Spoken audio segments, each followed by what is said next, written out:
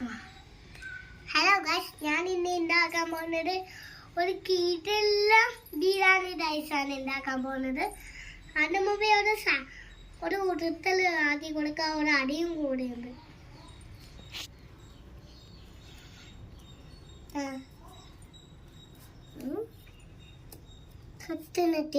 തിലത്തിട്ട് പന്നല് കാറ്റില പോട്ടന് പറ്റല് കാക്കി കോവേ ചിന്തേ. അപ്പൊ ഞാനൊന്ന് പാത്തോടെ എന്നെ എല്ലാം ഇടാം. ഇനി നമുക്ക് പൂക്കൾ ഇടാം. നുട്ടി ഇനി നമുക്ക് ടേസ്റ്റ് ചെയ്ത് നോക്കാം.